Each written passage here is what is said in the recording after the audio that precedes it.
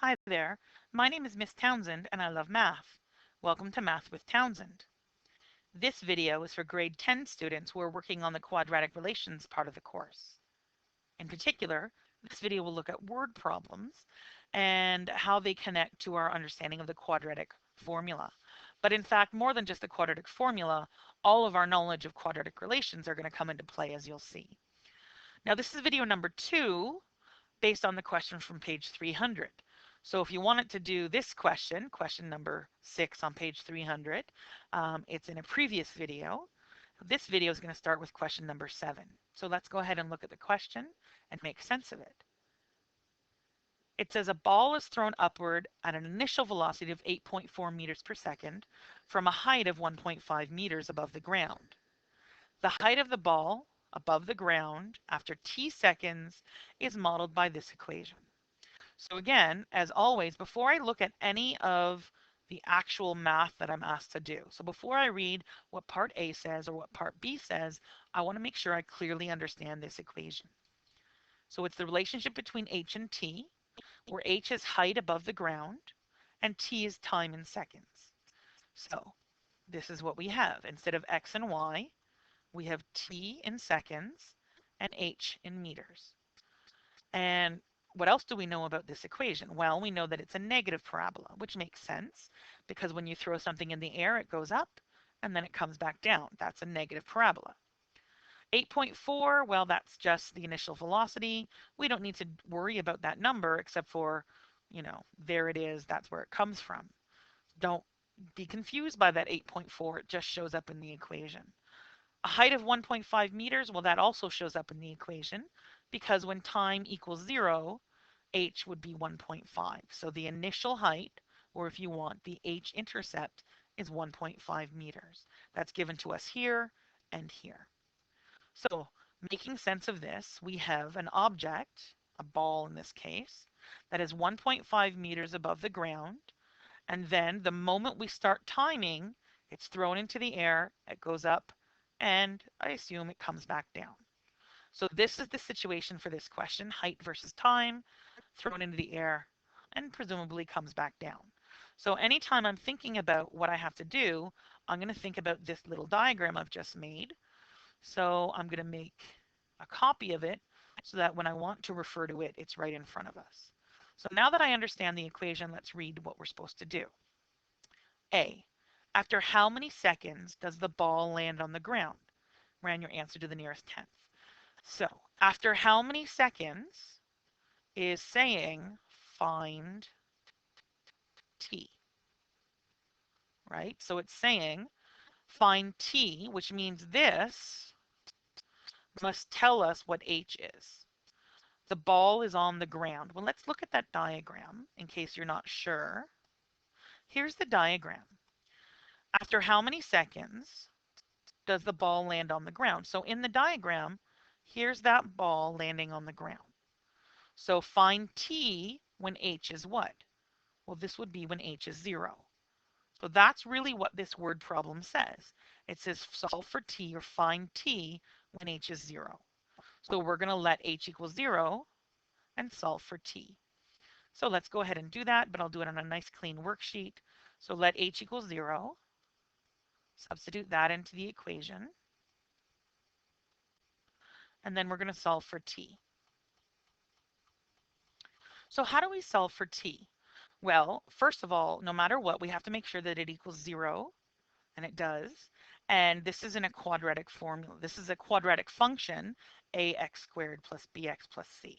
So here are the options we've learned. We could try factoring, but I don't like factoring if there's decimals involved. We could complete the square and isolate, but that's probably the longest method. And the best method, I think, especially because decimals are involved, is we're going to use the quadratic formula. So to use the quadratic formula, we need to make sure we understand what a, b, and c are. So a is negative 4.9, b is 8.4, and c is 1.5. So let's use the quadratic formula. So I was about to write x, but in this question we're not dealing with x, we're dealing with t. So t equals negative b plus or minus the square root of b squared minus 4ac all divided by 2a. Now, if you're not one of my students, you're probably confused by this. This is how I remember formulas. I remember them as blanks that need to be substituted into. So now that I've written it with the blanks, now I say it again, but now I write what goes in the blanks. So negative b plus or minus the square root of b squared minus 4ac divided by 2a. And now it's calculator time. Let's do this math. So negative 8.4 is negative 8.4 plus or minus the square root of. So this I'm going to do entirely in my calculator. 8.4 squared minus bracket 4 times negative 4.9 times 1.5 close bracket equals. So this is going to be 99.96 divided by 2 times negative 4.9 is negative 9.8. So now I'm going to split it into two answers because we have plus the root and minus the root. Now the square root of 99.96, well, that's basically 100.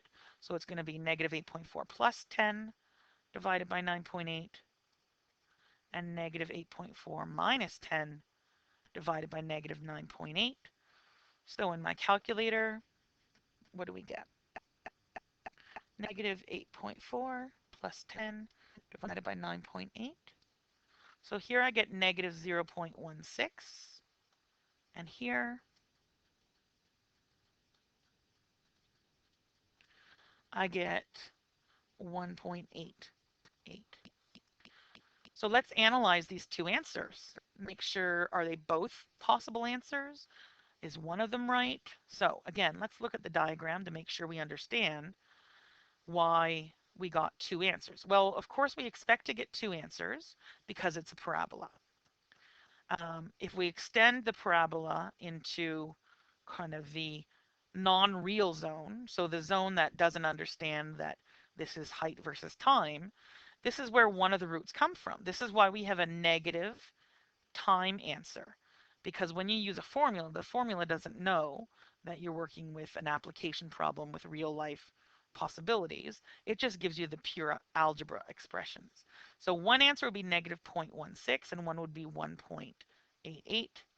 Obviously, this answer doesn't make sense because it's backwards in time.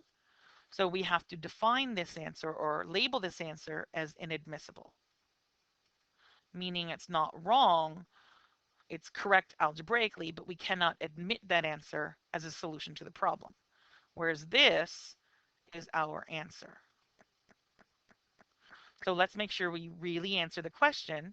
After how many seconds does the ball land on the ground?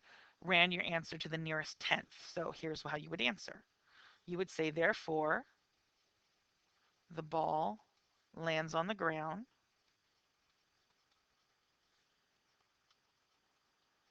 after, so rounding, I would say 1.9 seconds. So again, a word problem gets a word answer. So that was part A. Now let's look at part B. Oops, next page. So again, this is the height versus time of that object thrown in the air. What is the maximum height that the ball reaches? So maximum height is asking me about height. And we know, here's one of our key words. If you see the word maximum, your brain should think about the vertex. So let's look at the diagram for this question again. So here it is. I want to know the maximum height. So somewhere along here is the maximum height. So where is it? Okay, well, how do we find the vertex? We have a couple different methods. Again, one method is to take this equation. We could complete the square. If you complete the square, you have the vertex form, and the vertex form obviously will give you maximum height. But again, let's not do that. We've already done part A, and what part A of this question told us was the location of these two roots. One was at negative 0.16, and one was at 1.88. And those roots are important because they're symmetrical, meaning that exactly halfway between them, oops, let's use a different color, this one, exactly halfway between them is this axis of symmetry. So if I could find the midpoint of those two roots, I'll find the axis of symmetry. And if I can find the axis of symmetry, I can use it to find the vertex. So that's what we're going to do. We're going to find the axis of symmetry using the roots. So again, the roots, which we found in part A, were at negative 0.16 and oops, 1.88. So the midpoint is negative 0.16. Add them together and divide by 2. So negative 0.16 plus 1.88, cut in half, is 0.86. So that means, again, let's look at that diagram I scribbled, that this t-value here is 0.86, which means the vertex is at 0.86 comma something. And to find that something, we're going to substitute that t-value into the equation. Okay, so again, there's the equation. We know that t equals 0.86 is part of the vertex. So we're going to let t equals 0.86 and solve. So let's go ahead and do that math. So we're looking for the height when time is 0.86.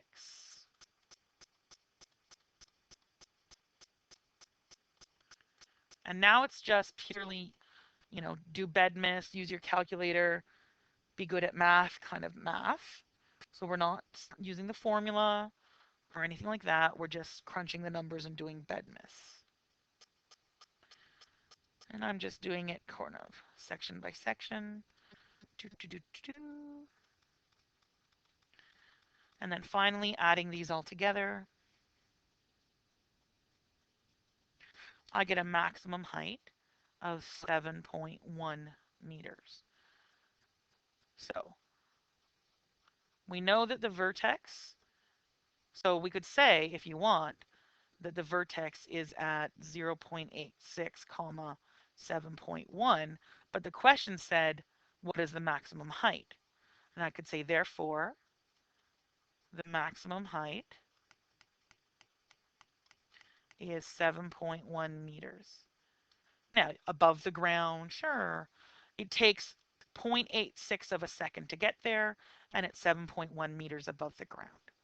But all I need to say is that it's 7.1 meters above the ground. Okay, so that was question number 7. And again, this is a long enough video, so I'll stop it here and I'll start a new video to take up the next question.